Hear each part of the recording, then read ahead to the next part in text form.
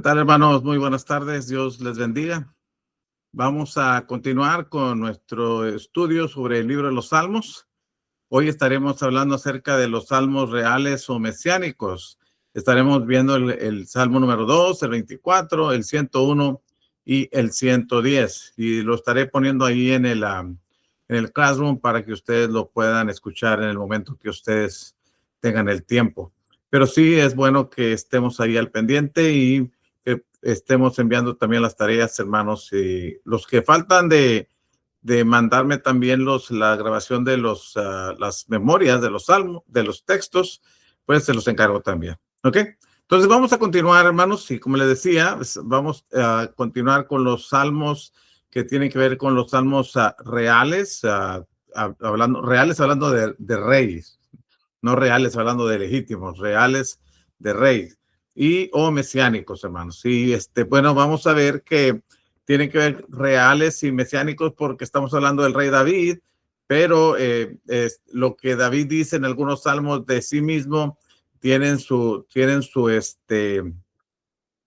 cumplimiento en la persona del Señor Jesucristo, ya que el Señor Jesús habría de sentarse en el trono de David y ser un tipo del rey de David. Entonces, por eso es que se ponen como salmos reales, hablando otra vez de reyes o mesiánicos. Y el primero con el que vamos a empezar es el Salmo número 2. Así es de que vayan a sus Biblias ahí conmigo al Salmo número 2. Y este salmo es atribuido a David, aunque ustedes notan que no lo menciona aquí en nuestras Biblias, no menciona que este salmo sea atribuido a David.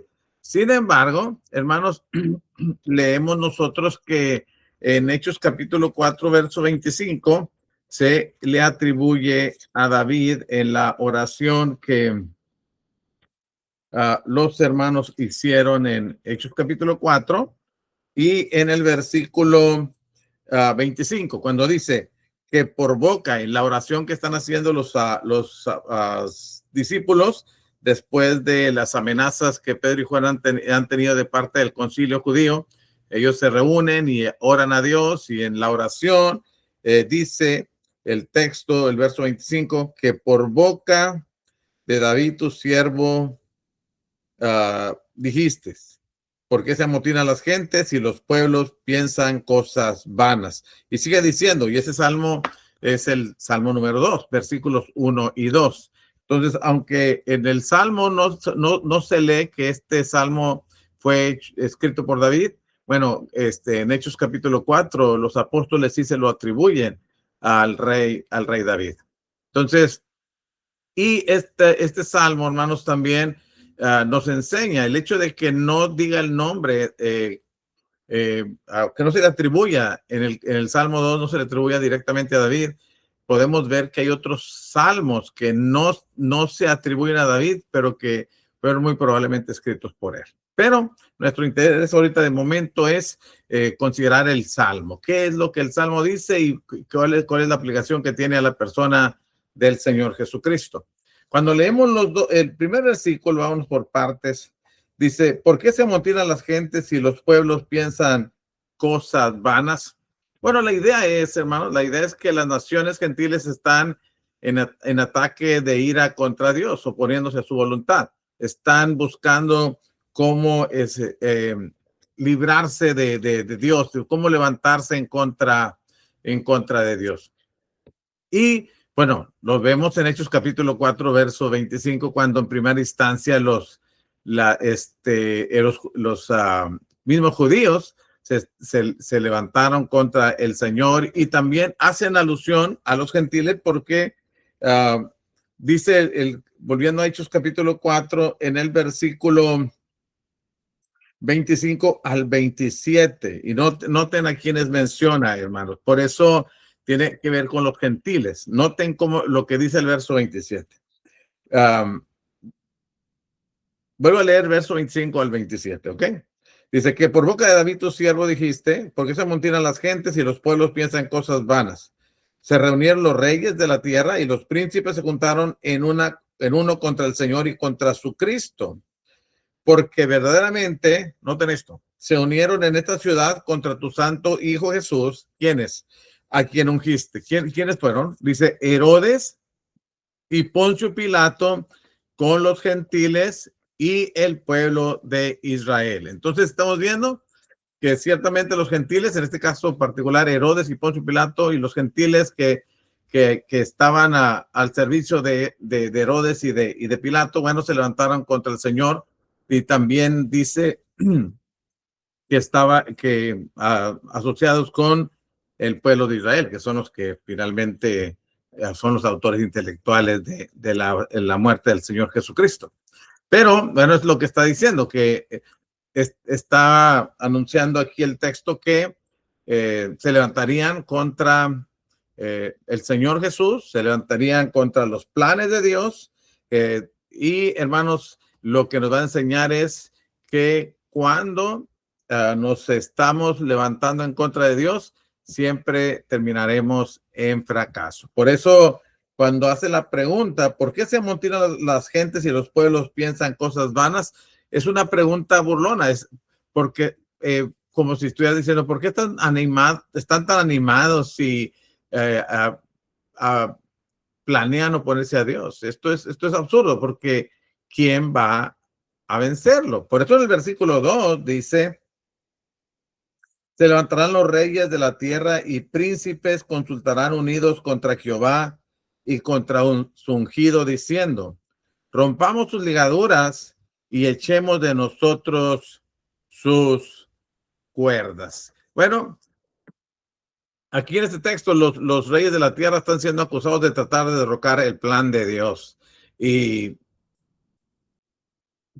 este pensamiento, hermanos, pudo haber sido, lo de este que dice este texto, pudo haber sido algo que vino a hacer razonar a Gamaliel cuando dijo en Hechos capítulo 5, versículo 32 al 33, cuando Gamaliel le aconseja al concilio que no se metan con la iglesia, ¿no? Porque es cuando dijo, no seáis tal vez allá luchando en contra de Dios. Es lo que dice el 32 y 33. Hechos capítulo 5, versículo 33 al 40 al 42, que es el punto. No quería ahorrarme textos, pero en el 34 Gamaliel habla con los doctores de la ley y luego en el 35 les dice, varones israelitas, mirad vosotros lo que vais a hacer respecto a estos hombres. Y luego ya les habla acerca de otros que se han levantado y que no perseveraron, aunque parecía que eran alguien importante. Ya en el versículo 39, bueno, 38 dice, ahora os digo, apartaos de estos hombres y dejadlos, porque si este consejo o esta obra es de los hombres, se desvanecerá, como el ejemplo que puso anteriormente. Mas si es de Dios, no lo podréis destruir. Y es lo que está mencionando. No seáis tal vez hallados luchando contra Dios. Y bueno, finalmente los dejaron salir, los dejaron ir, oyeron el consejo de Gamaliel, los dejaron ir. Pero el pensamiento de no seáis tal vez hallados luchando contra Dios pudo haber sido razonado por parte de Gamaliel, hermanos, basados en este texto que estamos leyendo. Pero no importa si es así o no. Sí, lo que sí es importante, las palabras de Gamaliel que dice, no seáis tal vez hallados luchando contra Dios. Y pues, ¿quién puede ponerse contra Dios y vencer? Bueno, y evidencias de eso, hermanos, vemos, por ejemplo, volviendo porque tiene mucha aplicación al Nuevo Testamento, y en este caso particular, estoy pensando en el Apocalipsis capítulo 19, cuando vemos en el versículo 19, hermanos, cómo la bestia y los reyes de la tierra y a sus ejércitos reunidos, dice, para guerrear contra el que montaba el caballo blanco y contra su ejército, es el Cordero de Dios. ¿Y qué pasó? ¿Qué pasó cuando se levantaron contra el Señor y contra su pueblo? ¿Qué pasó con la bestia? ¿Qué pasó con el falso profeta? ¿Qué pasó con aquellos que se levantaron en contra de Dios? En este caso, en contra del Cordero del Señor Jesús.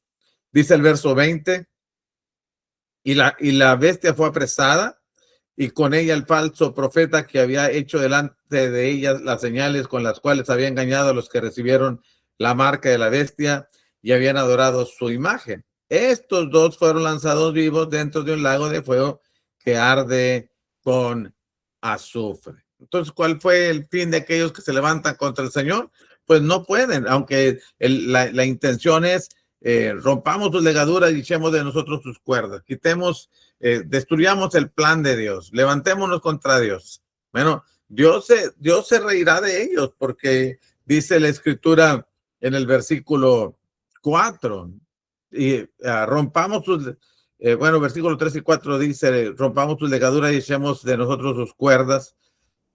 Pero la respuesta de Dios es que el que mora en los cielos se reirá, el Señor se burlará de ellos. En su arrogancia, y el problema es ese, hermano, que en su arrogancia creen que pueden escoger resistir a la voluntad de Dios y salir victoriosos. Por eso es que Dios se burla de su necedad en desafiarlo. Es porque es una necedad, perdón. Es una necedad desafiar a Dios. Y otra vez, si vamos a Apocalipsis capítulo 20, vemos el resultado en el versículos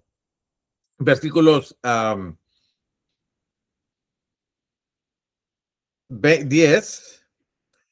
¿Cuál fue el resultado de aquellos que se levantaron también contra Dios? En Apocalipsis 20:10 dice, y el diablo que los engañaba fue lanzado al lago de fuego, o en el lago de fuego y azufre, donde estaban la bestia, la que vimos en el capítulo 19, verso 19, y el falso profeta, y serán atormentados día y noche por los siglos de los siglos.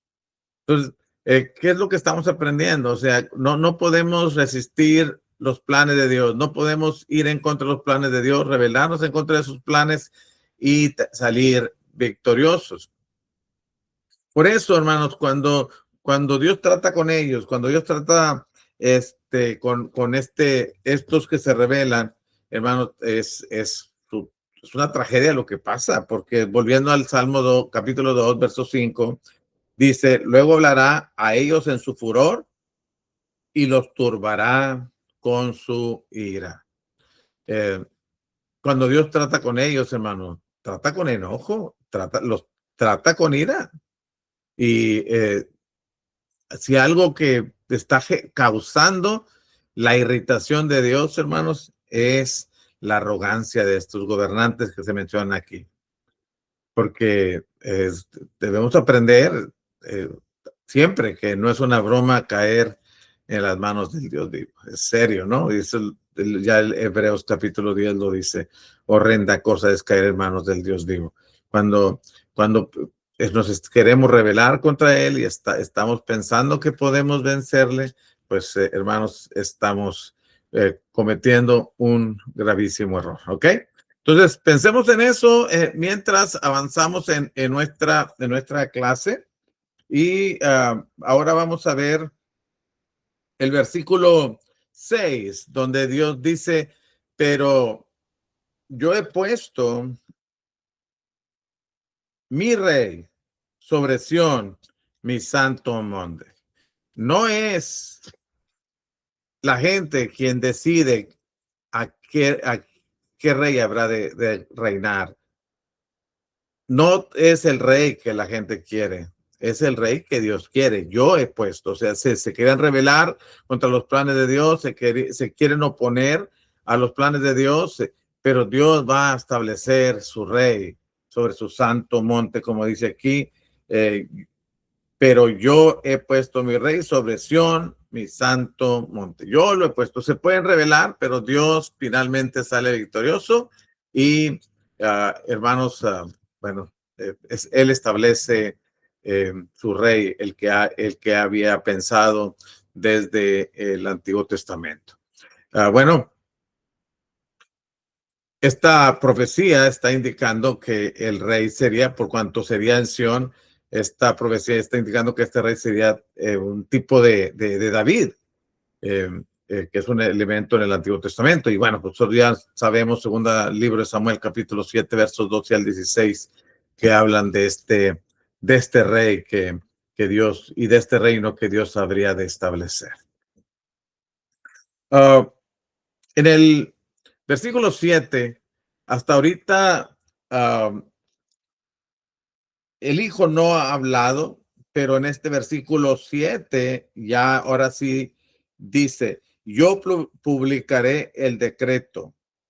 Jehová me ha dicho, mi hijo eres tú. Está hablando el Hijo. Mi hijo eres tú.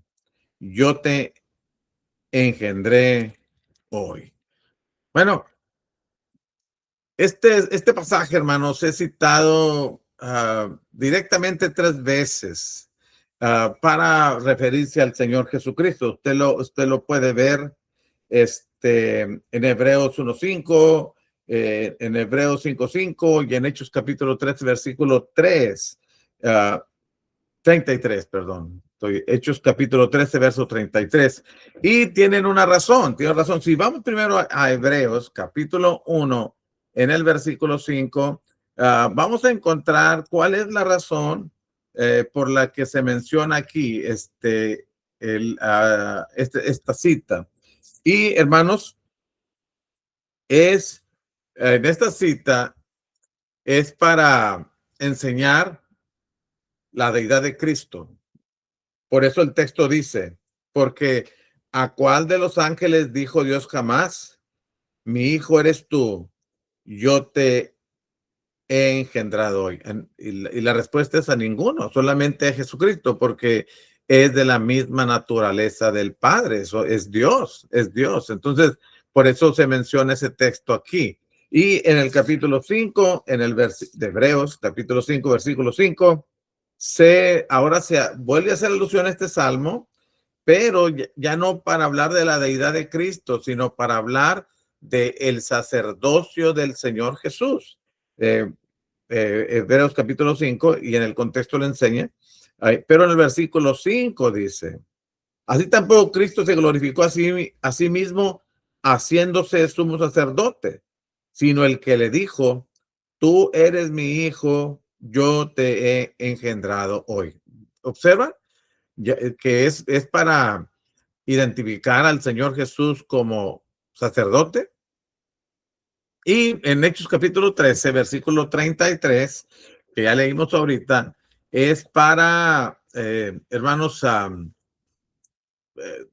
evidencias de la resurrección de Jesús, dar pruebas de que Jesús resucitó. Y el apóstol Pablo menciona esa cita, Hechos capítulo 13, versículo 33. Cuando, si ustedes ven, el contexto está hablando del Señor Jesús, que Dios lo levantó de entre los muertos, en el verso 30 y en el 31, se apareció a muchos, y luego en el 32, dice: y nosotros también anunciamos el evangelio de aquella promesa hecha a nuestros padres, la cual Dios ha cumplido, verso 33, a los hijos de ellos, a nosotros. ¿Cómo lo cumplió? Resucitando a Jesús, como está escrito también en el Salmo 2. Mi hijo eres tú, yo te he engendrado hoy. Entonces, en ese contexto, es que se menciona las 3 veces esta cita en el Nuevo Testamento. Como vuelvo a repetir, Hebreos 1:5 para identificar a Jesús en su naturaleza divina, que es Dios. En el capítulo 5 de Hebreos, versículo 5, para mencionarlo como sacerdote, el sacerdocio de Jesús. Y Hechos 13:33 para dar prueba de la resurrección del Señor Jesucristo. Y el hecho de que diga: mi hijo eres tú, yo te he engendrado hoy, también tiene alusión al bautismo. Ustedes recuerdan cuando en Mateo 3:17, cuando el Señor sale de las aguas del bautismo, cuando fue bautizado por Juan el Bautista, vino el Espíritu Santo en forma como de paloma, y luego una voz del cielo que dijo: este es mi hijo amado, en quien tengo complacencia. Esa misma declaración se puede escuchar cuando el Señor, en el monte de la transfiguración, cuando el Señor se encontró con Elías y Moisés. Y otra vez en Mateo 17:5 se oyó la voz del cielo que decía: este es mi hijo amado. Bueno, y la expresión, calificativo amado es un título mesiánico y usted puede leerlo en Isaías 42:1. Es un título mesiánico. Y hijo es un título mesiánico también de este salmo. Por eso, hermanos, cuando Jesús fue bautizado y vino sobre él el Espíritu Santo, Dios lo ungió como el Mesías, como Mesías, como el rey. Pero no asumió esta posición ni como rey, sino hasta la resurrección, cuando dijo, toda potestad me ha sido dada en el cielo y en la tierra. Mateo capítulo 28, verso 18. Entonces, sí, él era el rey, pero no, hermanos, tuvo o no asumió esta posición hasta que resucitó de entre los muertos. Y ya sí pudo decir, toda autoridad me ha sido dada en el cielo y en la tierra. Y esto, hermanos, nos recuerda también que Saúl y David fueron ungidos como reyes, pero no empezaron a servir inmediatamente, sino tiempo después. Ok, volviendo al Salmo capítulo 2, verso 8, hermanos, dice la escritura, hablando el padre al hijo, o mi señora, mi señor, el señor, mi señor, como dice David, pídeme y te daré por herencia las naciones y como posesión tuya todos los confines de la tierra. Bueno, Dios le promete dar toda la autoridad a Jesús y toda creación y toda la creación como herencia. Pídeme lo que quieras, yo te lo voy a dar. Todo es para ti. Bueno, con esto en mente, pensando en el Señor Jesús y en el momento en que era tentado por Satanás, hermanos, y le ofrecía el mundo y las glorias de este mundo, y le ofrecía. Bueno, con esto en mente, el Señor Jesús pudo haber sido una motivación fuerte para no aceptar la oferta del diablo. Porque quien es dueño de todo, Dios, le había prometido los confines de la tierra. Entonces, había algo más grande que lo que en ese momento el diablo tenía para ofrecerle. Y el Señor lo sabía, Por eso podemos entender que él tenía algo en mente que no podías hacerlo cambiar de opinión. Hermanos, tenía algo más fuerte. Y nosotros también. ¿Recuerda usted primera de Pedro, capítulo 1, versículo 3 y versículo 4? Cuando el apóstol Pedro nos habla de esa herencia incorruptible, incontaminada, inmarcesible, reservada en los cielos para vosotros, dice, o para nosotros ahora que sois guardados. Si usted sigue leyendo hasta el verso 5, va a encontrar que dice que sois guardados por el poder de Dios mediante la fe.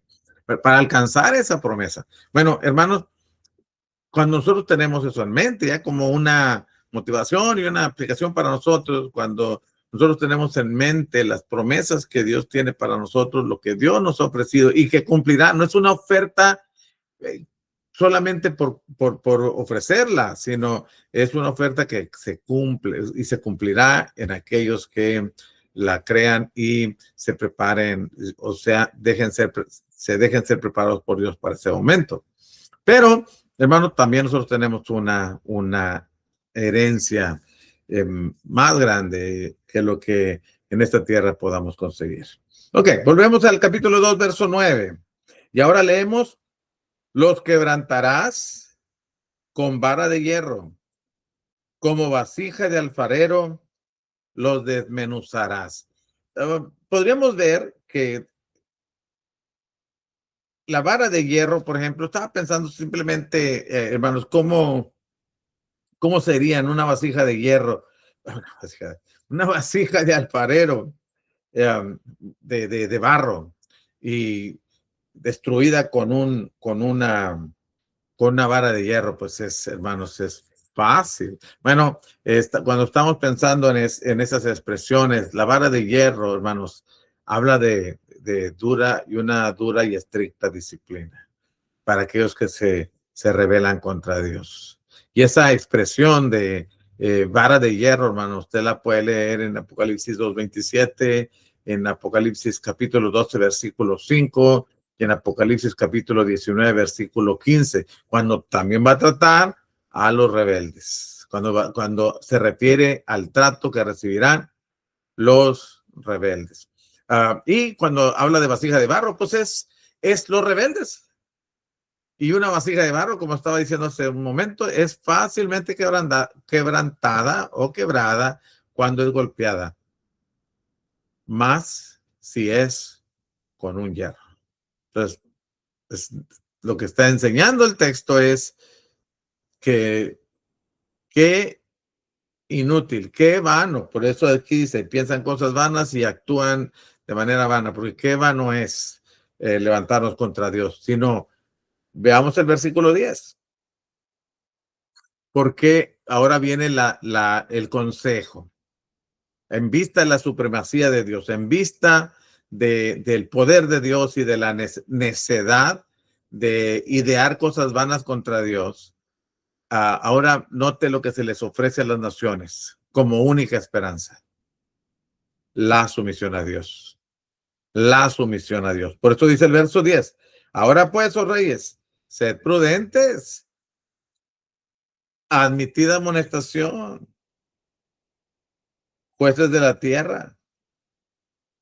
Y luego el verso 11, servid a Jehová con temor. Bueno, el verso 10 ya dije que ahora les está invitando, sean prudentes, admitan amonestación, o sea, sométanse. Pero el versículo 11 dice, servid a Jehová con temor. O sea, sí, sométanse y ahora acepten adorar a Dios o adoren a Dios. Dice, servid a Jehová con temor y alegraos con temor. Y aquí estamos viendo otra vez un paralelismo sinónimo, el temor y el temblor. Hermanos, otras versiones dicen otras palabras. Creo que, déjenme ver, esa adoración, creo que está hablando de adoración. El Salmo 2, creo que la Biblia de las Américas lo estaba confirmando. Déjenme confirmar esto. Adorar, sí, adorar. Por eso la Biblia de las Américas dice adorar. Aquí la Biblia, la Reina Valera dice servid a Jehová con temor y alegraos con temor.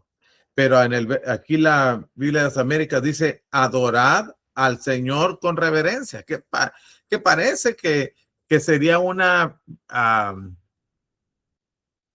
versión más acertada, hermanos, una traducción más acertada.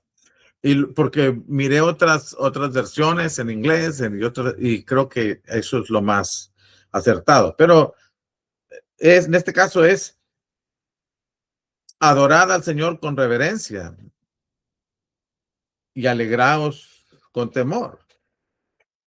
Bueno, el punto es que la reverencia y el temor son sinónimos, y lo que uno debe pensar en adorar al Señor con la reverencia que Dios demanda. Esto es temor. Se les anima a las naciones a venir a Dios y postrarse ante su autoridad, en vez de estar pensando cosas vanas y provocar su enojo con su orgullo y con su arrogancia. Sométanse a Dios, adoren a Dios. Ok, en el versículo 12, ahora les dice lo que tienen que hacer en cuanto al Hijo. Honrad al Hijo para que no se enoje y perezcáis en el camino, pues inflama de pronto su ira. Bueno, hermanos, ahora nos está invitando a adorar al Hijo. Ya sabemos por el Nuevo Testamento, en Juan capítulo 5, versículo 23, que adorar al Hijo es adorar al Padre. Honrar al Hijo es honrar al Padre. Y el mismo Señor Jesucristo dijo que el que no honra al Hijo, no honra al Padre que le envió. Lo estoy diciendo así nada más. Déjeme, decirlo literalmente, Juan 5:23, para que todos honren al Hijo como honran al Padre. El que no honra al Hijo, no honra al Padre que le envió, o adora al Padre. El que no adora al Hijo, no adora al Padre. Bueno, porque ambos merecen adoración, porque Dios espera que nosotros adoremos al Hijo. Y hermanos, uh, sabemos que hay un límite a la paciencia del Señor y vendrá en juicio. Por eso dice, honrar al Hijo para que no se enoje y perezcáis en el camino, pues inflama de pronto su ira. O sea, hay un tiempo en que el Señor va a hacer juicio. Y sabemos, hermanos, según los Corintios 5:10 y Romanos capítulo 2, verso 6, que los que reciban su ira perecerán. Pero termina el Salmo diciendo, bienaventurados todos los que en él confían. Bueno, prósperos, sí. Y bueno, la palabra bienaventurado, hermanos, tiene que ver también con ser felices, pero no solamente ser felices porque tienes la aprobación de Dios. Dios aprueba tu actitud. Por eso dice, bienaventurados todos los que en él confían. Siéntanse en paz, tranquilos, felices, porque tienen la aprobación de Dios. Bueno, este es el Salmo, así en una vista panorámica del Salmo, podríamos mirarlo con más detalle, pero la intención es solamente ver algunas cosas y despertar su interés para que ustedes lo sigan leyendo. Para pasar al 24, hermanos, al Salmo 24. Este Salmo también es de David y también tiene aplicaciones al Nuevo Testamento. Y este Salmo comienza proclamando, hermanos, la soberanía de Dios. No sabemos bien el contexto histórico cuando se escribe este Salmo, pero parece, hermanos, que el Salmo marca la entrada del rey en Jerusalén, escoltado con el arca del pacto en la ocasión de 2 Samuel capítulo 6, verso 12. Pero, y eso lo digo porque lo que dice el versículo 7 en adelante, lo que dice el verso 7 en adelante, que ahorita vamos a ver. Pero mirando el Salmo capítulo 24, mirando el primer versículo, vemos que el salmista comienza, hermanos, proclamando la soberanía de Dios. De Jehová en la tierra y su plenitud, el mundo y los que en él habitan. Describe su soberanía, pero también, o sea, proclama su soberanía y describe también, hermanos, la magnitud de su poder. Todo es de Dios, la plenitud de Jehová en la tierra y todo, es todo, su plenitud. Y el mundo y los que en él habitan. También es un paralelismo, como ya lo habíamos mencionado cuando estábamos hablando de paralelos, de paralelismo sinónimo, porque de Jehová es la tierra y su plenitud es lo mismo que decir el mundo y los que en él habitan. Es lo mismo. Bueno, esta cita la mencionó el apóstol Pablo para apoyar el argumento de que todo alimento es limpio. Ahí en 1 Corintios capítulo 10, versículo 26, cuando Pablo está tratando el tema de lo sacrificado a los ídolos. Y nos enseña que una comida por sí es limpia por sí misma, hermano. Y bueno, ya platicaremos eso en nuestra ocasión. Pero es el tema que Pablo está abordando, ¿ok? En el versículo 2, nos presenta al Dios que fundó la tierra, porque se refiere a la tierra,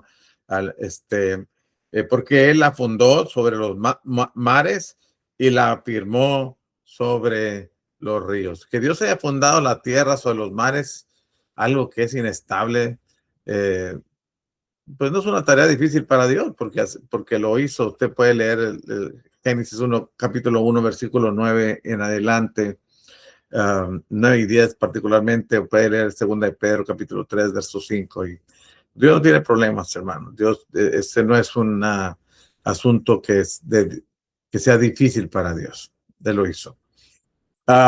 Y en el verso 3, ¿quién subirá al monte? Viene una pregunta que ahorita vamos a contestar. ¿Quién subirá al monte de Jehová y quién estará en su lugar santo? Otra vez es lo mismo, la misma pregunta dicha de dos maneras. Bueno, porque considerando que ya que Dios es tan grande, pues, de Jehová es la tierra su plenitud, Él es tan grande porque todo lo hizo Él y lo hizo de una manera que pudiera parecernos imposible a nosotros, lo hizo. Bueno, si Dios es así de grande, Él va a poner y pone las condiciones para los que se acercan a Él. Es necedad de por sí creer que cualquiera que puede acercarse a Dios y estar donde Dios está. Eso es una necedad. Bueno, por eso la pregunta es, ¿quién subirá al monte de Jehová y quién estará en su lugar santo? Y vamos a ver que, bueno, el adorador aceptable tiene dos características. ¿Quiénes son? ¿Quiénes son? La pregunta es, ¿quiénes son? Bueno, la primera es, la respuesta es el limpio de manos, primero. El limpio de manos, también dice y puro de corazón, pero el limpio de manos, bueno, es una persona que conduce su vida de acuerdo a la palabra de Dios. Y hay varios textos que dicen eso. Bueno, por ejemplo, aquí está cerquita del Salmo, de los Salmos, está Isaías, hermanos. Capítulo 1, por ejemplo, en el versículo 15, cuando dice la escritura, cuando extendáis vuestras manos, yo esconderé de vosotros mis ojos. Asimismo, cuando multipliquéis la oración, yo no oiré. Noten esto, llenas están de sangre vuestras manos. Estamos hablando de pecado. Por eso también, y otros textos más, pero por ejemplo, cuando 1 Timoteo capítulo 5, versículo 8, cuando la escritura dice, está equivocado, capítulo 2, perdón, capítulo 2, versículo 8, sabía que era el capítulo 2. Quiero pues que los hombres oren en todo lugar, levantando manos santas, sin ira ni contienda. Por supuesto que no está diciendo que literalmente tienes que levantar las manos, sino que el énfasis está en cómo están tus manos, en la santidad. Por eso habla de que tiene las manos limpias, una vida que se conduce de acuerdo a la voluntad de Dios. El que es puro de corazón. Y cuando hablamos de corazón, no estamos hablando del músculo, estamos hablando de la mente, de los pensamientos, y que se traducen en obras. Entonces, el puro de corazón no ha llenado su mente y su vida, hermanos, con pensamientos y obras que sean malas. Por eso ustedes recuerdan al Señor Jesucristo cuando dijo, bienaventurados los limpios de corazón. Bienaventurados los limpios de corazón, porque ellos verán a Dios.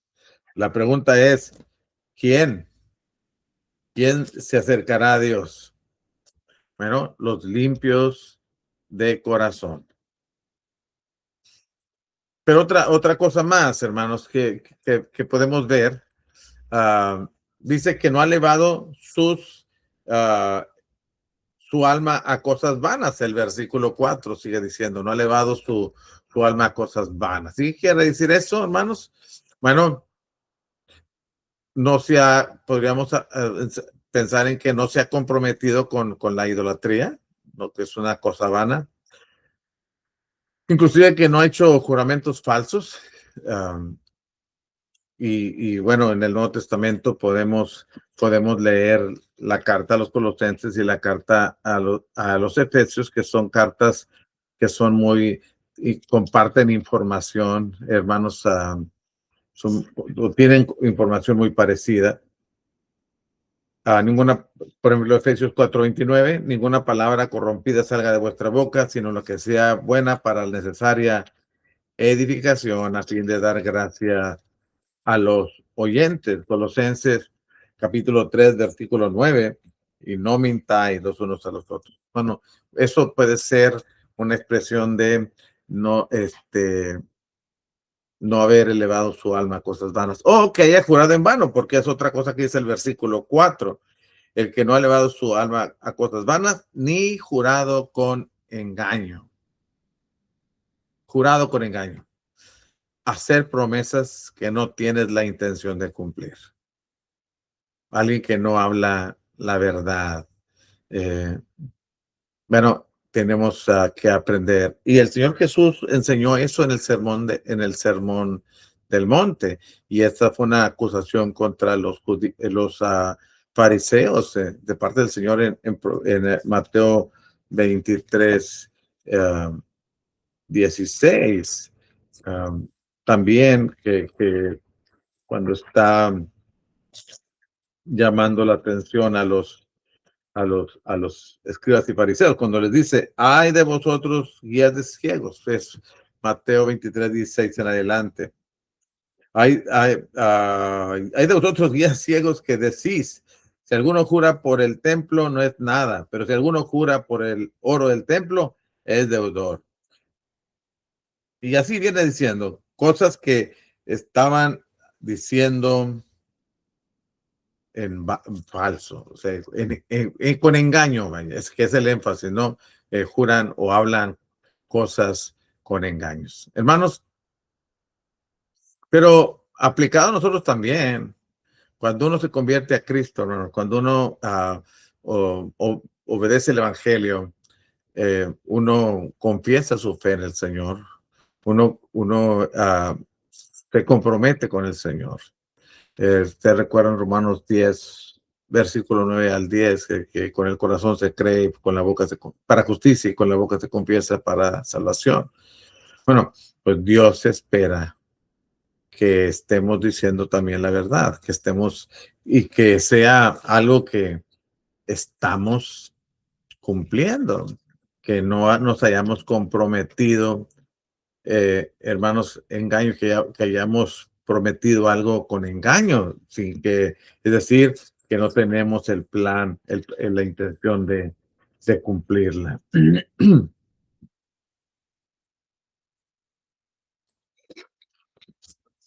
Bueno, iba a dar otros textos, pero para no se les larga la clase.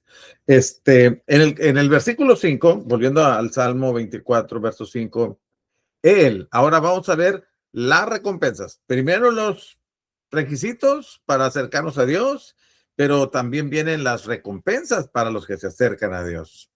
Y la recompensa es que recibirá bendición de Jehová.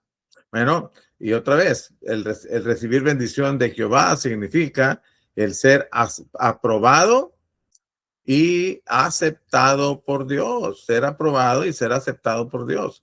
Pero también, hermanos, recibirá justicia, dice el versículo 5, y justicia del Dios de salvación.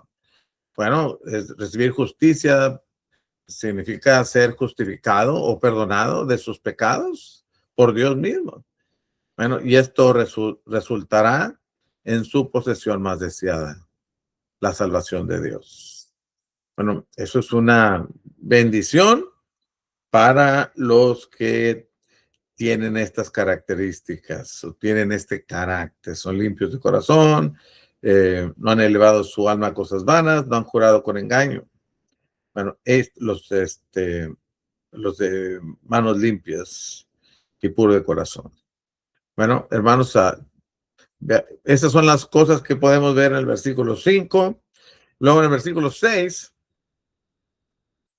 tal es la generación, así como la describió en el versículo 4 y con las bendiciones que menciona en el versículo 5, en el versículo 6 dice, tal es la generación de los que le buscan, de los que buscan tu rostro, oh Dios de Jacob. Y hermanos, la frase ahí que llama la atención es buscar el rostro de Dios, los que buscan tu rostro. Bueno, buscar el rostro de Dios es desear estar en su presencia. Y hermanos, que pueda observar todo lo que uno es y todo lo que uno hace. Estar en su presencia. Buscar el rostro de Dios es poder estar delante de Él. Y no es que no lo podamos estar, sino que desear estar. Yo quiero estar delante de Dios. Y entonces nos preparamos para eso. Y hermanos, pues busquemos siempre estar buscando el rostro de Dios. Después en el capítulo 24, versículos 7 al 10, en esta última sección, bueno, está basada en gran manera, hermanos, en los primeros 6 versículos que acabamos de mencionar.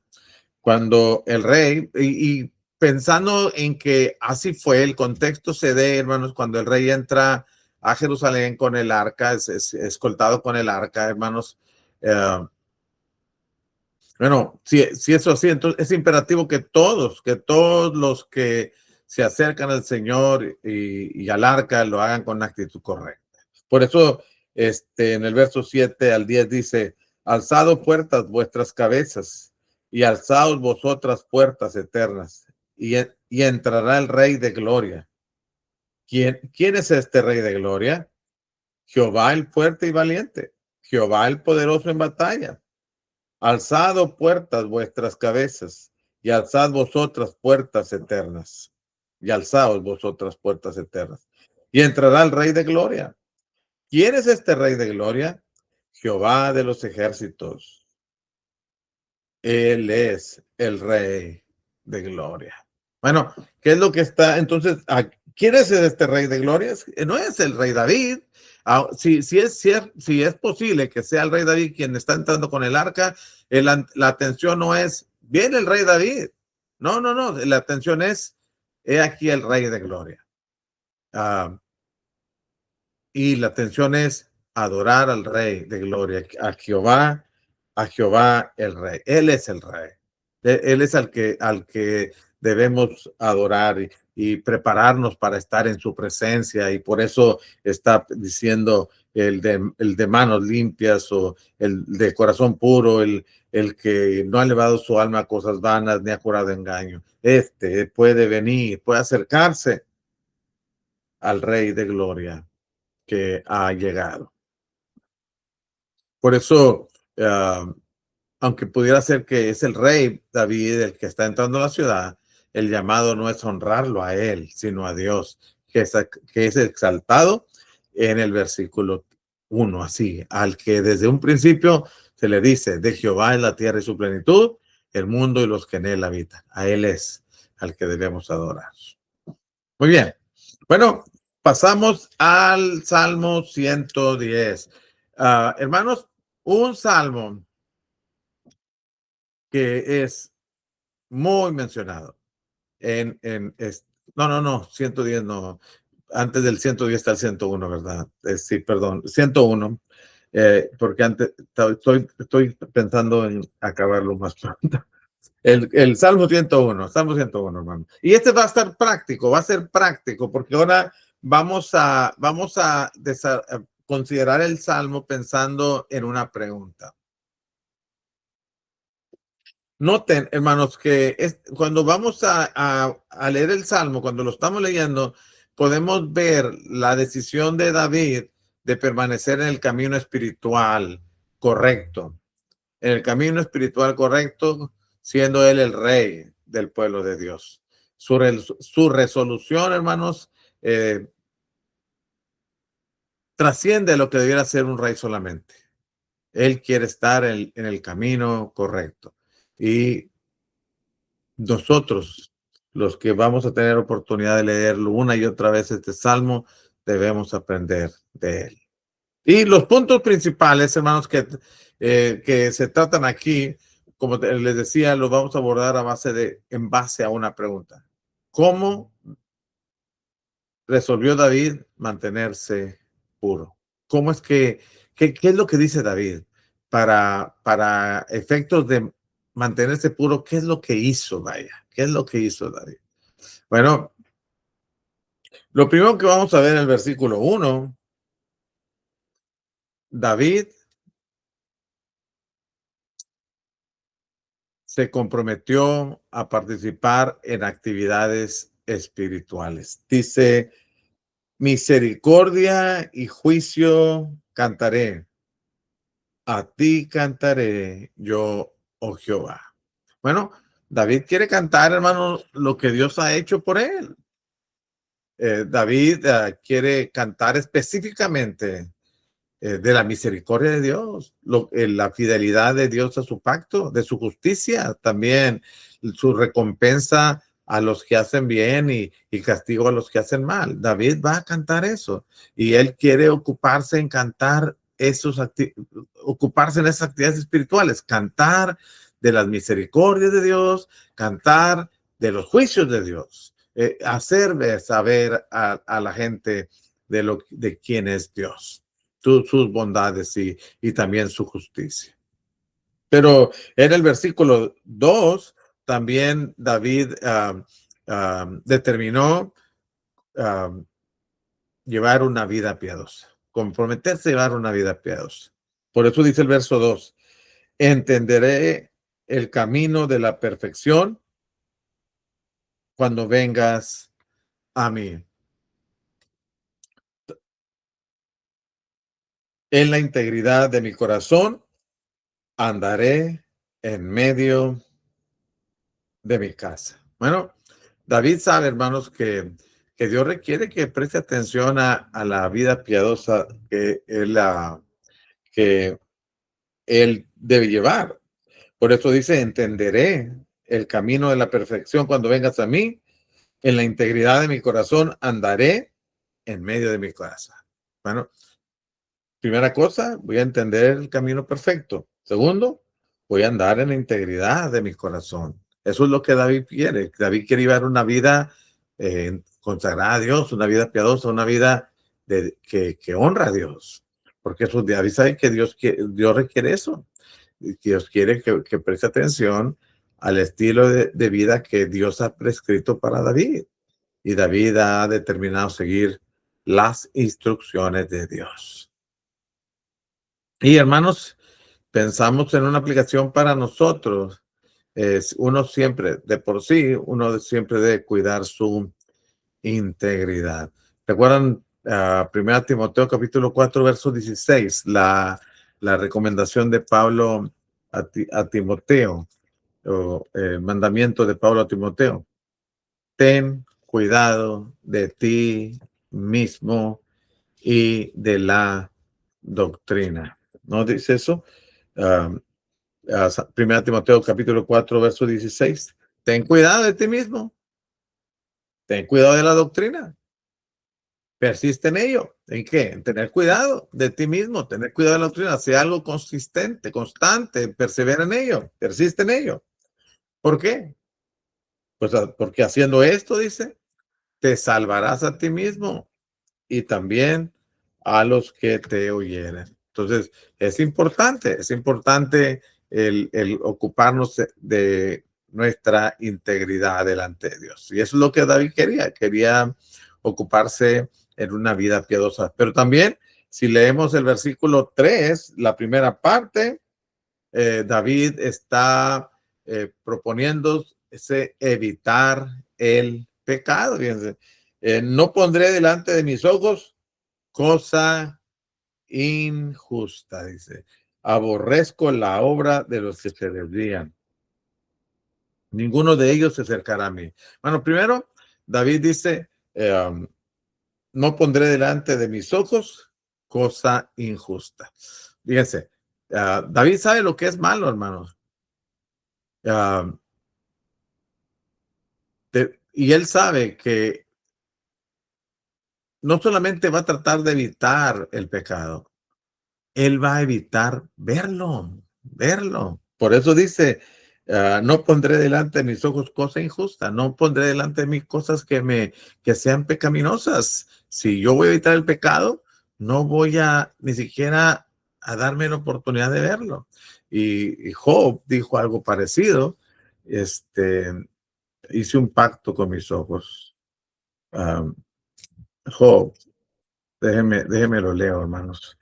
Job capítulo 31, verso 1.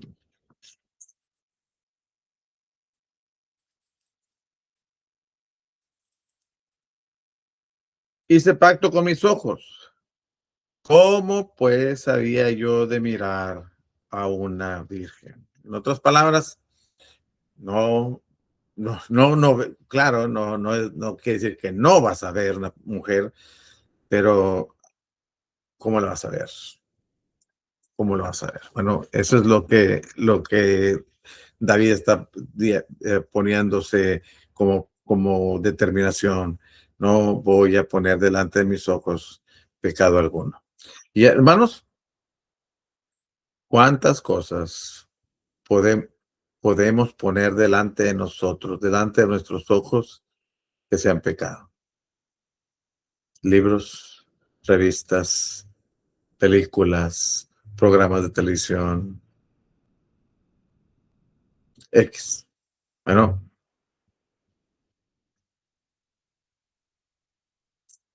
hay muchos libros, hay muchas películas, programas que no valen la pena para un hijo de Dios. Y debemos de proponernos de la misma manera que David. La otra cosa, hermano, dice algo que es importante también considerar, porque la primera parte del versículo 3 dice, no voy a poner delante de mis ojos cosas injustas, no voy a darme la oportunidad de estar viendo cosas injustas, ni las voy a poner delante de mí, ni voy a estar yo buscando. Y él sabe por experiencia lo que significa, ¿no? Pero ahora dice en la segunda parte del versículo 3, aborrezco la obra de los que se desvían.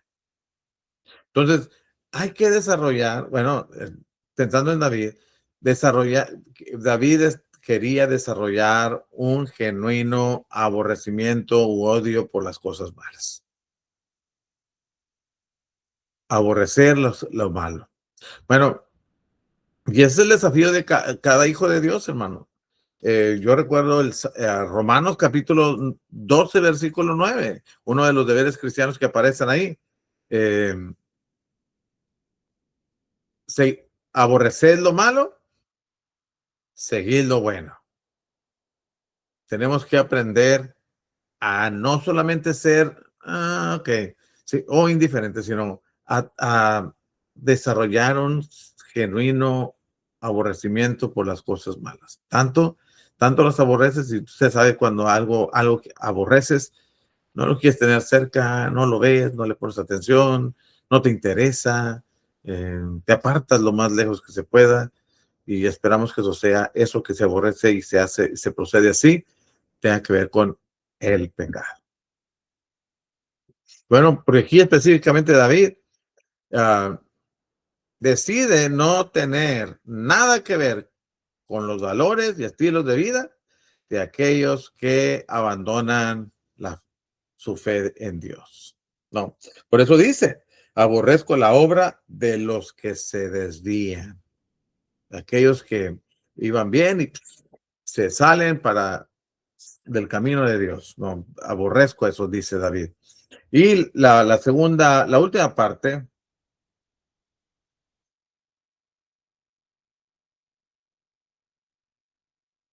ninguno de ellos se acercará a mí. Y el versículo 4 dice, corazón perverso se apartará de mí. Corazón perverso se apartará de mí. No conoceré al malvado. Bueno, David no solamente estaba proponiéndose desarrollar un genuino odio por lo malo. David también estaba desarrollando un odio, un aborrecimiento por la gente mala, hermanos. Por eso el versículo 4 dice, corazón perverso se apartará de mí, no conoceré al malvado. Como rey, David sabía que tenía que escoger cuidadosamente sus compañías. Él sabía que habría gente que querría aprovecharse de la oportunidad para enriquecerse, para hacer cosas malas, al estar alrededor del rey David. Y bueno, David dice, no voy a tener esa intención de tener gente pecadora cerca de mí. Como rey, no lo va a hacer. Y nosotros también, hermanos, ¿recuerdan ustedes 1 Corintios capítulo 15, verso 33?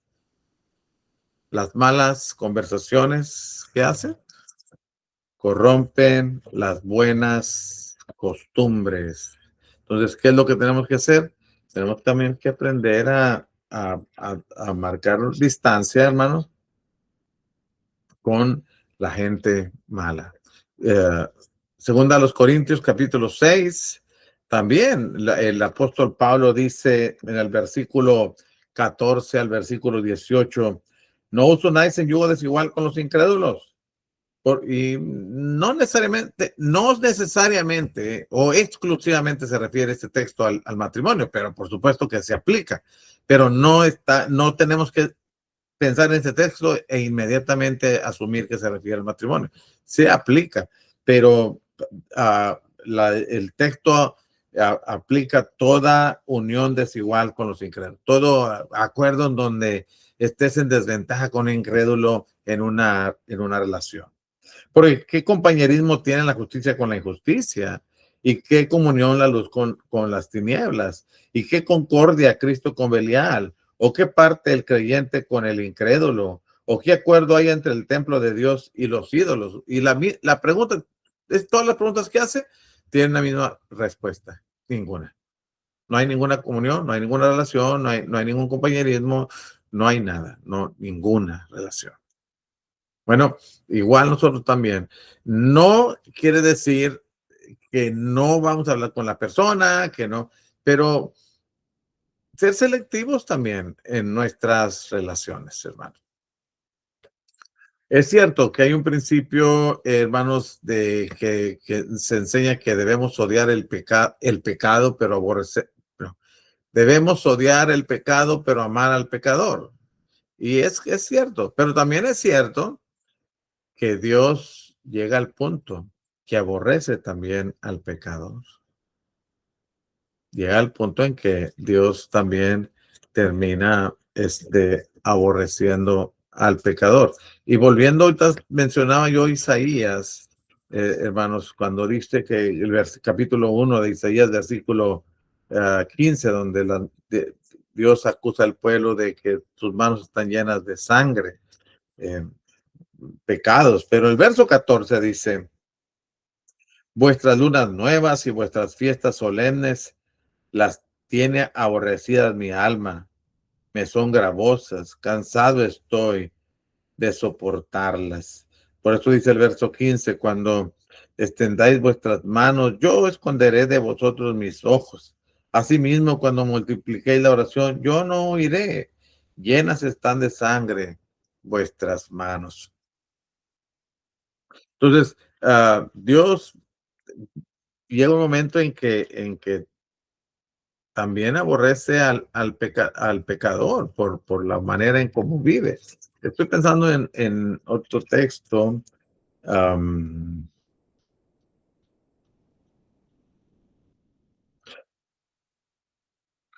Oseas capítulo 9, verso 15. Dice, toda la maldad de ellos fue en Gilgal. Allí pues les tomé aversión. Por la perversidad de sus obras los echaré de mi casa. No los amaré más. Todos sus príncipes son desleales. Llega un momento que Dios dice, ya. Bueno,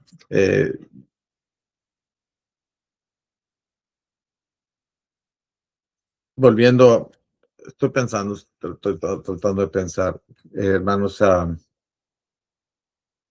lo que está el texto diciendo. Pero volviendo al Salmo 101, cuando dice, hermanos, Corazón perverso se apartará de mí, no conoceré al malvado. Bueno, no conocer el mal es un principio también, hermano. No conoceré al malvado. Y también la Biblia de las Américas dice, téngame paciencia, por favor.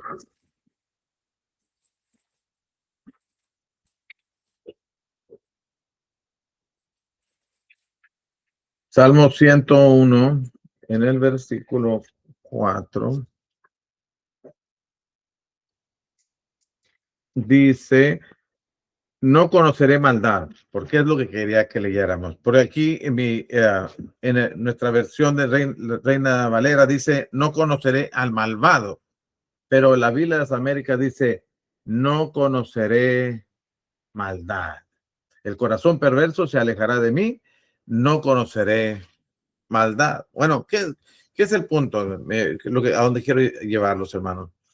Que hay un principio importante aquí. No debemos conocer el mal. El Hijo de Dios debe proponerse no conocer los caminos del mundo. Bueno, hay cosas que no necesitamos saber.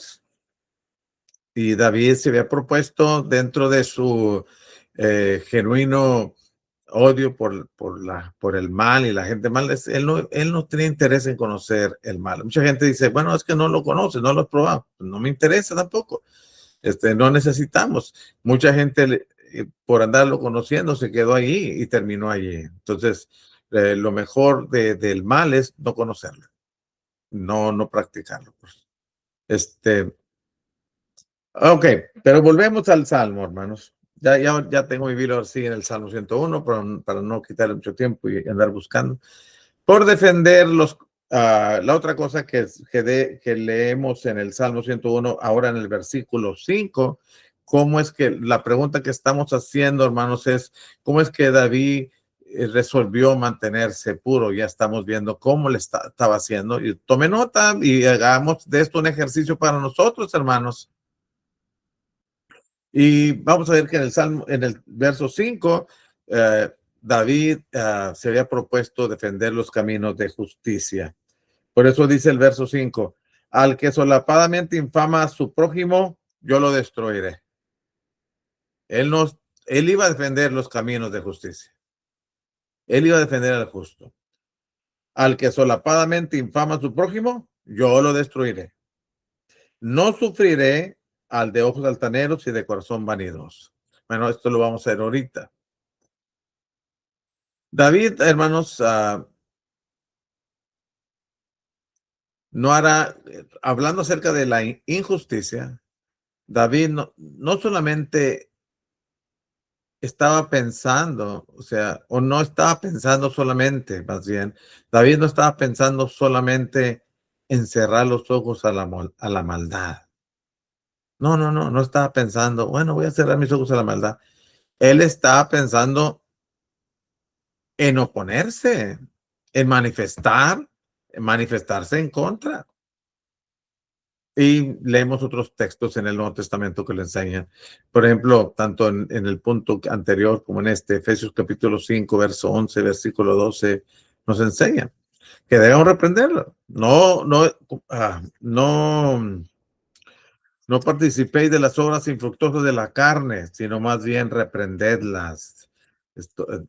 Déjeme asegurarme. Es capítulo 5, versículo 11.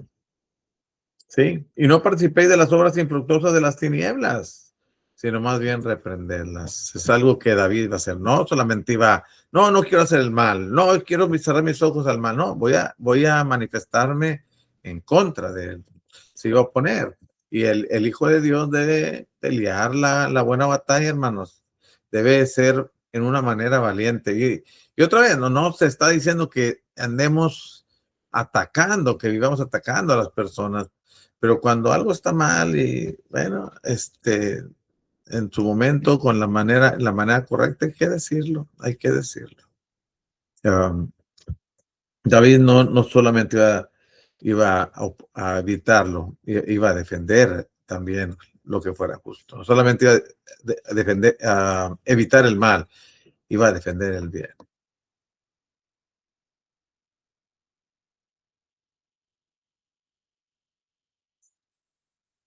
Pero en el versículo 6, no solamente es negativo, también hay cosas positivas. Y en este caso, dice David, mis ojos pondré en los fieles de la tierra para que estén conmigo. ¿Qué está diciendo David? David se va a rodear y va a pasar tiempo con personas espirituales. No, noten lo que dice. Mis ojos pondré en los fieles de la tierra para que estén conmigo. Quiero que aquellos que sirvan a Dios, que sean fieles a Dios, pues serán mis cercanos y con quien pasaré tiempo.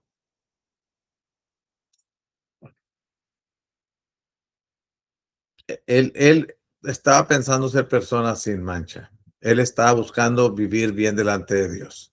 Entonces, ¿qué personas le habrían de contribuir para su propósito? Pues los que tenían esa misma intención, los que vivían en esa misma calidad de vida con esos mismos valores espirituales.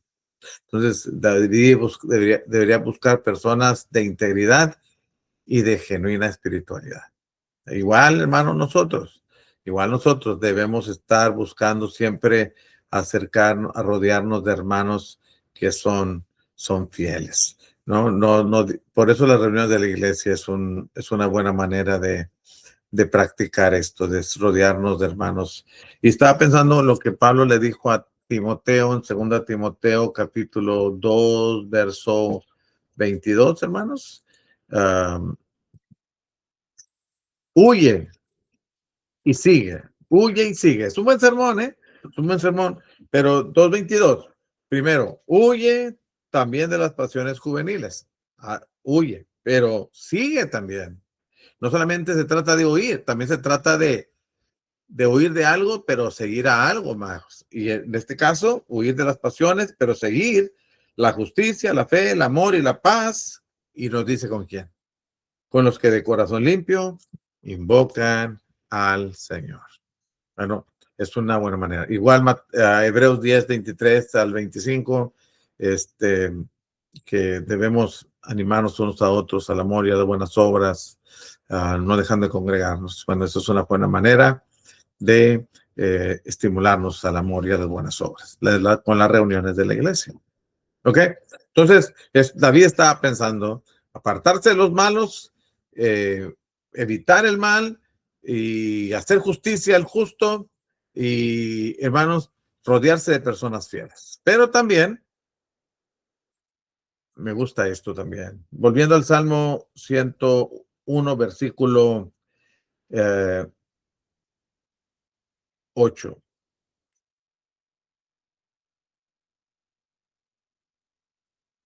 David se había propuesto comprometerse diariamente con el Señor. Fíjense, pensando en el Salmo 107, 101, versículo 7, algo que se me estaba escapando comentarles, que es algo que también David ha propuesto. No solamente pasar tiempo con personas espirituales, hermanos, sino también la segunda parte del versículo 7 tiene que ver con, dice, al que habla mentiras no se afirmará delante de mis ojos. La segunda parte del verso 7. El que habla mentiras. No, perdón. Déjeme leerla bien es que me quedé en el verso 6 y no terminé la segunda parte del verso 6. Mis ojos pondré, dice el verso 6, en los fieles de la tierra para que estén conmigo. El que ande en el camino de la perfección, este me servirá. David se estaba pensando rodear de gente que le fuera útil para sus propósitos. Pero en el verso 7, no habitará dentro de mi casa el que hace fraude. Observe, no habitará dentro de mi casa el que hace fraude, el que habla mentiras, no se afirmará delante de mis ojos. Fíjense, David se ha propuesto protegerse a sí mismo y también proteger a su familia de malos hombres, porque no habitará dentro de mi casa el que hace fraude. No, no va a estar. No voy a proteger a mí mismo, voy a proteger a los míos. David no quiere tener gente mala ni en su propia casa, hermanos, ni en su propia casa. Y esto podría incluir el no permitir que su familia se case con gente mala, ni que los que se vuelven a la maldad sigan viviendo en su casa. Wow. Wow. Es como si David estableció reglas y las reglas son como si yo dijera, como algunas reglas que yo tengo en mi casa. Por ejemplo, aquí en mi casa nadie va a tomar. Nadie va a tomar. Si usted quiere vivir en mi casa, no toma. Y también otra regla que, por ejemplo, tengo en mi casa es, el que vive en mi casa va a ir a las reuniones de la iglesia. No lo estoy forzando, no lo estoy obligando, solamente estoy diciendo que el que vive en mi casa va a las reuniones de la iglesia. Y hermanos, bueno, así ha sido y es lo que más o menos está haciendo David. No, David no me copió a mí. Yo estoy tratando de copiar a hermanos fieles en ese aspecto. Pero David está diciendo que él va a proteger a su familia, se va a proteger a sí mismo, de manera que no va a rodearse, no va a estar en su casa gente que vaya a generarle conflicto para sus propósitos de permanecer fiel a Dios. E igual, si su familia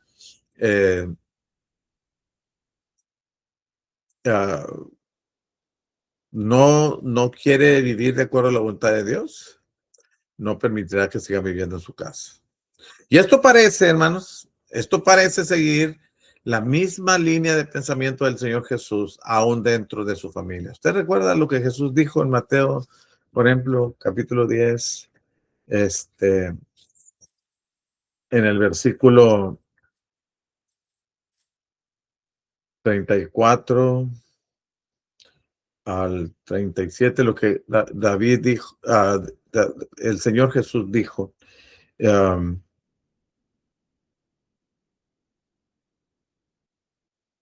los enemigos serán los de su propia casa. Y luego dijo también, bueno, para no leer todos los textos, cuando dijo, ¿quién es mi madre y mis hermanos?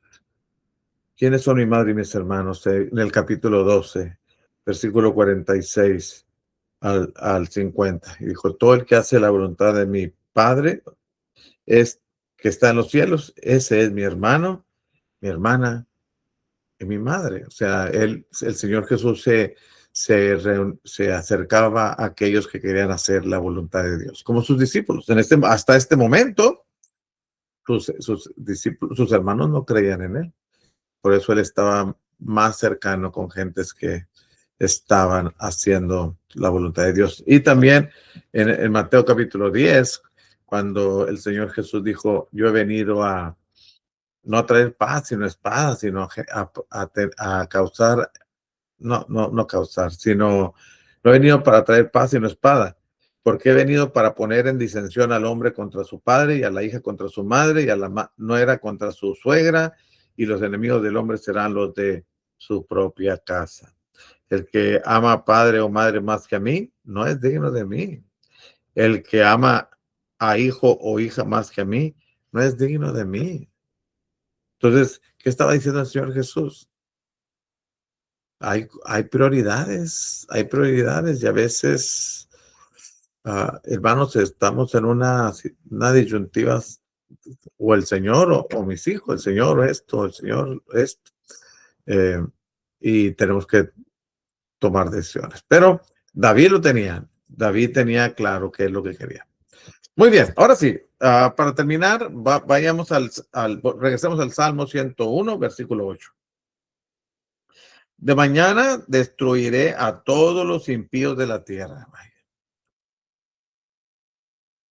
para exterminar de la ciudad de Jehová a todos los que hagan iniquidad. Bueno, hermanos, ahora David está comprometiéndose diariamente con el Señor. De mañana destruiré a todos los impíos de la tierra para exterminar de la ciudad de Jehová a todos los que hagan iniquidad. Como rey, David necesitaba recordarse a sí mismo de sus obligaciones con Dios. Sabía que, bueno, podía eh, Dios removerle de la posición de autoridad si él no cumplía con su deber. También sabía que Dios iba a establecer un reino que sería en justicia y que venía de la línea de David. Por eso él está pensando en comprometerse diariamente con el Señor, de estar haciendo lo que es correcto. E igual, hermanos, e igual también todo cristiano debe renovar diariamente sus compromisos con Dios.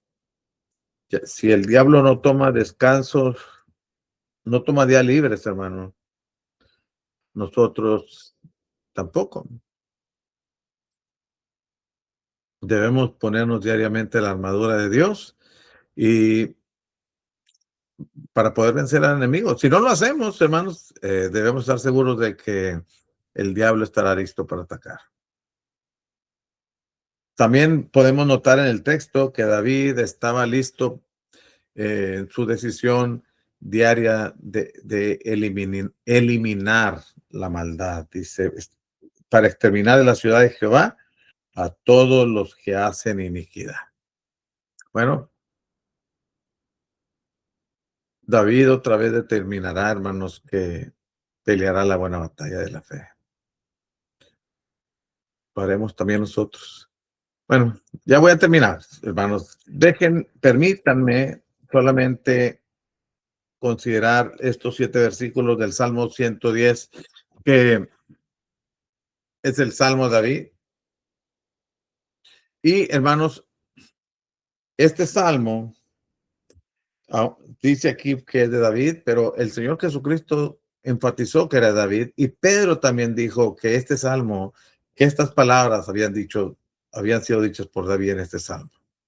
Entonces, ambos, tanto el Señor Jesús como Pedro, veían venir, enfatizan que David veía venir al Mesías, hermanos. Aunque este Mesías que se menciona era contrario, no llenaba las expectativas de acuerdo a la vista de los judíos. Pero vamos a ver que Dios finalmente hará cumplir su voluntad. Y bueno, este salmo, bueno, cuando yo dije ahorita que tanto el Señor Jesús como Pedro le atribuyen a David estas palabras, el Señor Jesús lo dijo en Marcos capítulo 12, verso 36, y el apóstol Pedro lo mencionó en el primer, la primera predicación de Pedro en Hechos capítulo 2. Versículo 33 al 36. En adelante, hasta el 36, ya después en el 37 ya los que oyeron el mensaje le preguntaron a Pedro qué hacemos, y en el 38 Pedro le dice que hagan, y en el verso 41 hicieron lo que Pedro les dijo. Muy bien, pero este salmo ha provisto el fundamento de 3 enseñanzas cruciales que los apóstoles enseñaron en relación al Señor Jesucristo: su exaltación, su ascensión y su sacerdocio real. Fíjense, hermanos, de todos los salmos mesiánicos, este es el salmo más citado en el Nuevo Testamento. Y usted puede ver aquí al Señor Jesús como en sus dos títulos, como sacerdote y como rey. Lo vamos a considerar a continuación. En el verso 1, Jehová dijo a mi Señor: siéntate a mi diestra hasta que ponga tus enemigos por estrado de tus pies. El Señor le dijo a mi Señor. David está hablando. Dice que el Señor, Jehová, le dijo a mi Señor, el Mesías, y le dijo, siéntate a mi diestra. Y esto, hermanos, siéntate a mi diestra, ilustra el poder y autoridad dada al Hijo. Siéntate a mi diestra. Que esté a la diestra es estar, tener poder y autoridad.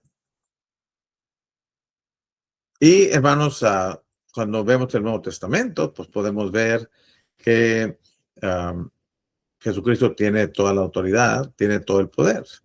Y una cosa que vamos a observar aquí en el Nuevo Testamento, primera cosa, Jesús, Cristo, es mayor que David. Por eso David le dice, Señor, mi Señor, el Señor a mi Señor. Pero déjenme, doy las citas, hermanos. Que, primero, que Cristo es mayor que David. Y eso lo menciona el apóstol Pedro en su primer sermón, cuando en Hechos capítulo 2, en el verso 34 y 35, dice, porque David no subió a los cielos, pero él mismo dice, dijo el Señor a mi Señor, siéntate a mi diestra hasta que ponga a tus enemigos por estrado de tus pies. Bueno, David no ascendió a los cielos, Cristo ascendió a los cielos. Bueno, sin embargo, David está diciendo lo que el Señor, las palabras que oyó podríamos decir, del Padre, diciéndole al Hijo. Pero en este caso, podemos ver, Cristo es mayor que David, en el sentido que Cristo ascendió a los cielos, David no.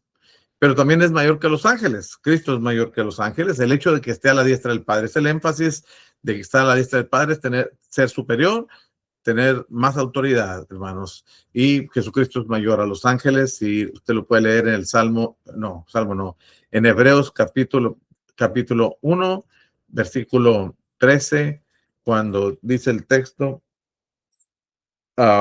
pues ¿a cuál de los ángeles dijo Dios jamás? Siéntate a mi diestra hasta que ponga a tus enemigos por estrado de tus pies. La respuesta es a ninguno. David no subió a los cielos, entonces Cristo sí, Cristo es mayor que David. A ninguno de los ángeles Dios le ha dicho jamás, mi hijo eres tú. A Jesucristo sí, Jesucristo superior a los ángeles. La otra cosa es que Dios lo exaltó al Señor Jesucristo, aunque los hombres lo hayan rechazado. Y hermanos, lo vemos en Hechos capítulo 5, Hechos capítulo 5 en el versículo 31.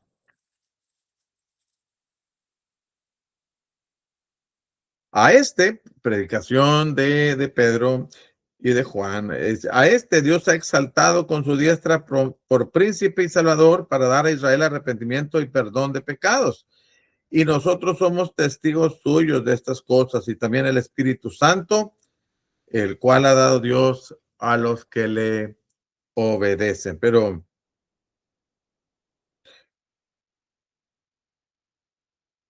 entonces Dios lo ha exaltado, aunque los hombres lo hayan rechazado. Pero, hermanos, bueno, en el verso 30 de Hechos 5, los judíos y los gentiles los crucificaron, pero Dios lo exaltó. Jesús reina como Salvador también, hermano. Jesús reina como Salvador e intercesor. Por eso, en el verso 31 de Hechos 5 vemos que Él es exaltado con su diestra por príncipe y Salvador para dar a Israel arrepentimiento y perdón de pecados. Es Salvador de ellos, intercede por ellos. Jesús también, hermanos, completó su tarea y por tanto pudo sentarse a la diestra de Dios. Es muy, muy interesante también. Y en Hebreos capítulo 10 lo dice en el versículo 11. Y ciertamente todo sacerdote está día tras día ministrando y ofreciendo muchas veces los mismos sacrificios que nunca pueden quitar los pecados. Pero, Cristo, habiendo ofrecido una vez para siempre un solo sacrificio por los pecados, se ha sentado a la diestra de Dios, dice el versículo 12. Entonces, Él ha terminado y ahora está a la diestra de Dios. Y por último, hermanos, podemos ver que Él reinará hasta que todo sea sometido a Él. Leíamos, siéntate a mi diestra hasta que ponga tus enemigos por estrado de tus pies. Así dice, termina el Salmo 110, verso 1. Bueno, hermanos, es, es importante esto. ¿Cuándo empezó Cristo a reinar sobre la iglesia, hermanos? Siempre ha reinado, pero cuando empieza a reinar sobre aquellos que voluntariamente se someten a Él. Bueno, ya acabo de leer Hechos capítulo 2, verso 33, 35, donde la escritura dice que Dios lo levantó y se repite el salmo que dijo, dijo el Señor, mi Señor, siéntate a mi diestra hasta que ponga tus enemigos por estrado de tus pies. Bueno, Jesucristo está exaltado a la diestra del Padre y estará reinando hasta que ponga a todos sus enemigos por estrado de sus pies. Usted puede mirar 1 Corintios capítulo 15, versos 24 al 26, cuando dice que luego el fin, cuando está hablando de la resurrección de los muertos, luego el fin, cuando entregue el reino al Dios y Padre, cuando haya suprimido todo poder, toda autoridad, toda potencia, y lo dice, porque preciso es que Él reine hasta que ponga a todos sus enemigos debajo de sus pies.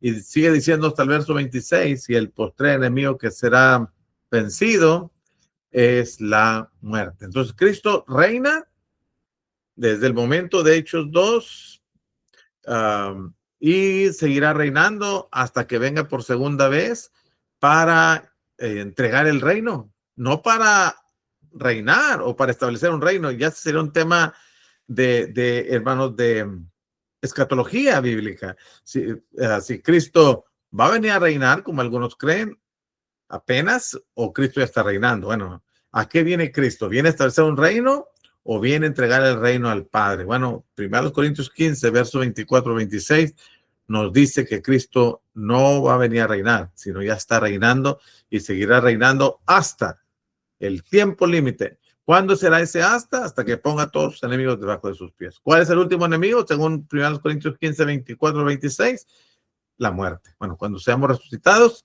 seamos entregados al Padre y llevados al Padre, bueno, entonces hasta ese momento Cristo estará reinando sobre la tierra. Después Él se someterá al Padre para que Dios sea todo en todo y en todos. ¿Ok? Entonces es algo que podemos ver. Ok, volviendo al Salmo, hermanos, volviendo al Salmo 110 y ahora el versículo 3.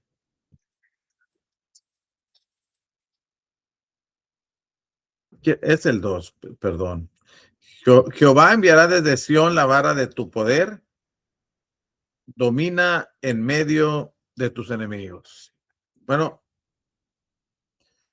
este verso, hermanos, Jehová enviará desde Sión la vara de tu poder, domina en medio de tus enemigos. Este verso demuestra la unidad de Dios y de su rey. Dios quiere que el gobierno del rey sea fuerte y que no hay ninguna debilidad, y no hay ninguna debilidad en el reinado de Cristo, en la monarquía de Cristo.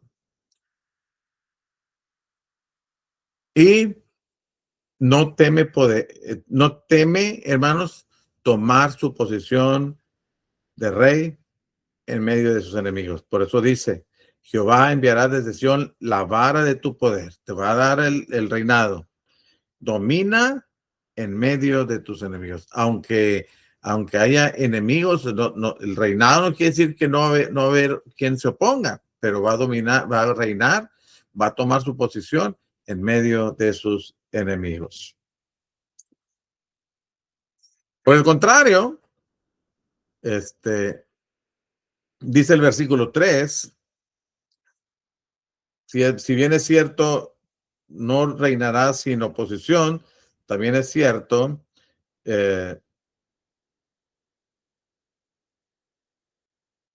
que habrá quienes voluntariamente se sometan a él. Y esto es lo que dice el Salmo 103. el Salmo 103. El Salmo 110, versículo 3. Tu pueblo se te ofrecerá voluntariamente en el día de tu poder, en la hermosura de la santidad desde el seno de la aurora. El ejército del rey es voluntario, hermanos. Se somete voluntariamente a la voluntad del Señor Jesucristo. Por eso, cuando miramos Romanos 12, 1 y 2, presentar nuestros cuerpos en sacrificio vivo, santo, agradable a Dios, que es nuestro culto racional, que no nos conformemos a este siglo, sino nos transformamos por la renovación de nuestro entendimiento. Es algo que nosotros, que nos comprometemos voluntariamente, que encontramos agradable este compromiso de servir al Rey. Eso es lo que el texto nos está enseñando, entre otras cosas, ¿verdad? Pero, hermanos, en el versículo 4 encontramos la confianza en las promesas y en los juramentos de Dios. Dice, y juró Jehová y no se arrepentirá. ¿Qué es lo que juró? Y de lo cual no se va a arrepentir. Tú eres sacerdote para siempre, según el orden de Melquisedec. En las palabras de Dios hay confianza, en los juramentos de Dios hay plena seguridad. Dios no es hombre para que mienta, Dios no es hijo de hombre para que se desmiente. Él va a cumplir. Dios, el escritor de los Hebreos dice que hay dos cosas inmutables, hay cosas, se me fue el texto, en las cuales es imposible que Dios mienta, y cuando Dios dice algo y antepone juramento, hay una plena confianza, una plena seguridad. Y en este caso tú serás sacerdote según el orden de Melquisedec. Tú eres sacerdote para siempre según el orden de Melquisedec. Bueno,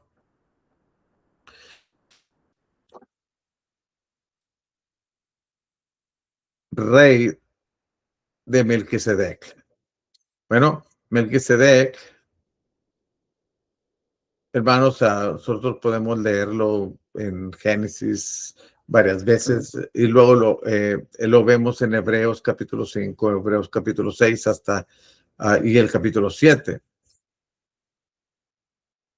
Y hermanos, en el texto de Génesis capítulo 14 se manifiestan dos cosas o rasgos importantes en Melquisedec que serían realizados en Cristo Jesús. Una, Melquisedec era sacerdote del Dios Altísimo. Cristo es sacerdote de Dios. Melquisedec era rey de Salem. Y Salem significa paz. Y Cristo es un rey de paz. Y hermanos, encontramos entonces que Jesús como Melquisedec unieron dos importantes oficios, son sacerdotes y rey. Cristo es nuestro sumo sacerdote y también es el rey que tiene toda autoridad. Sumo sacerdote, bueno, dice Hebreos 4:14, por ejemplo, un gran sumo sacerdote le llama así, gran sumo sacerdote. Y también tenemos el rey que tiene toda autoridad, de Mateo 28:18. Un rey que gobierna o reina sobre su iglesia. Mateo 16, 18 y 19, Colosenses 1:13 y Apocalipsis capítulo 1, 5, versículo 5, la primera parte. Entonces, esas cosas podemos observar tanto de Melquisedec como del Señor Jesús. Y en el versículo volviendo al Salmo 110, versículos del 5 al 7, cuando dice, el Señor está a su diestra, quebrantará a los reyes en el día de su ira, juzgará entre las naciones, las llenará de cadáveres, quebrantará las cabezas en muchas tierras, del arroyo beberán en el camino, por lo cual levantará la cabeza. Bueno, hermanos, cuando miramos estos versículos del 5 al 7, podemos ver que el hecho de que Cristo sea sacerdote y rey no significa que no encontrará conflicto. Sí, los enemigos de la justicia se levantarán para oponerse a las personas designadas por el Señor. Sin embargo, los intentos serán vanos. Ya lo vimos en otro salmo anterior. Por eso el texto dice, el Señor está a su diestra, y eso es suficiente. Eso es suficiente. Eh, y el que está, el estar a la diestra es una referencia a poder y seguridad o protección.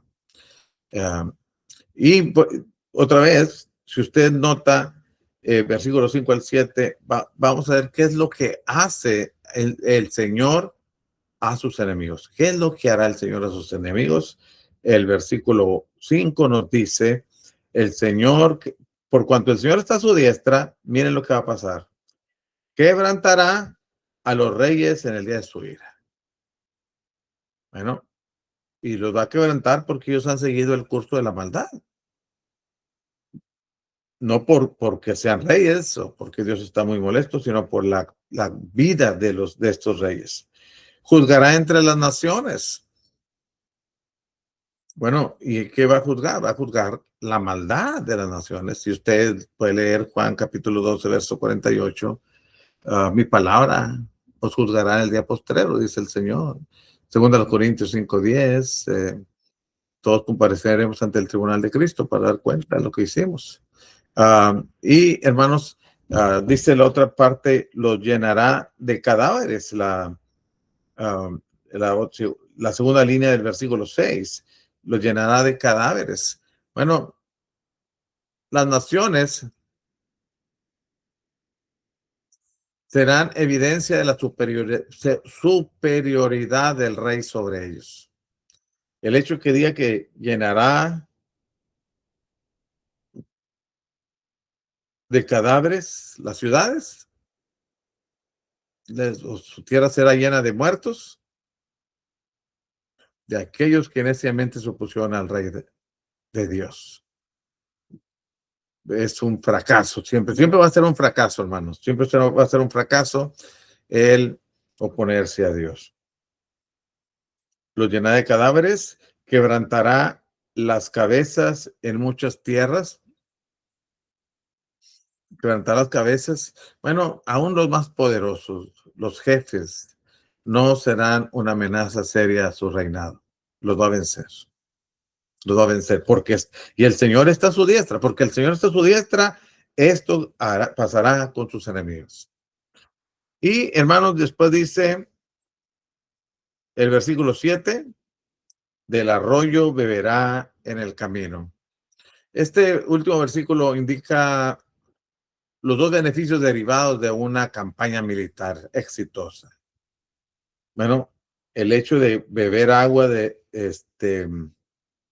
arroyo indica, hermanos, que podrá refrescarse bebiendo del agua fresca. O sea, es parte de una expresión de su victoria. Y levantará cabeza. Bueno, la última parte del verso 7, por lo cual levantará la cabeza. Levantar la cabeza es entrar a la ciudad con confianza, con la cabeza en alto, decimos, ¿no? Entras con la cabeza en alto, como no humillado, no avergonzado, sino como un victorioso.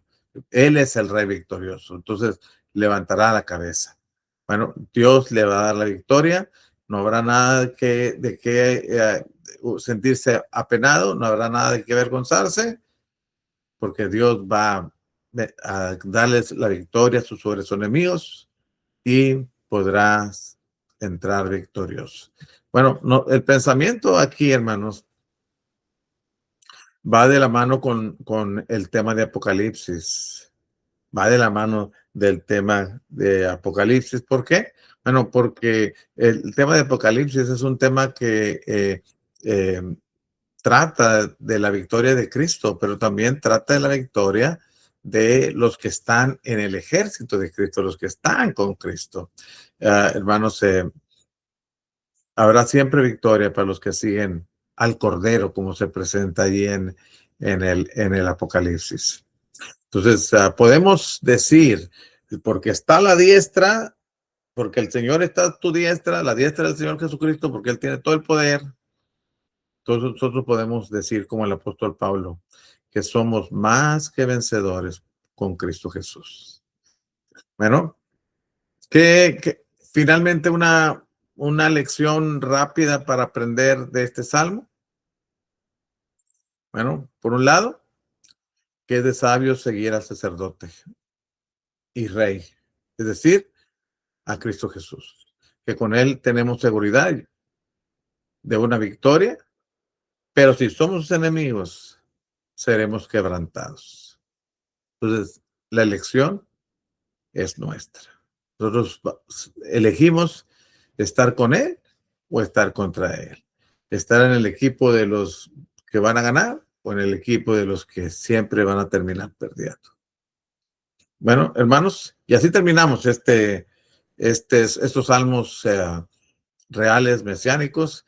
Deseo que les sirva como una probadita para interesarse en ahondar más, en profundizar en los textos y analizarlos en las aplicaciones a Cristo Jesús y las lecciones que aprendemos y las cosas que nosotros tenemos por hacer. ¿Ok? Si tiene alguna pregunta, pues hágamela llegar por el chat, hermanos, y en la medida de lo posible yo la voy a contestar. Les voy a mandar, como les dije, les voy a mandar les voy a mandar el video al Classroom para que ustedes lo escuchen más de rato. Dios me los bendiga. Tengan un excelente inicio de fin de semana.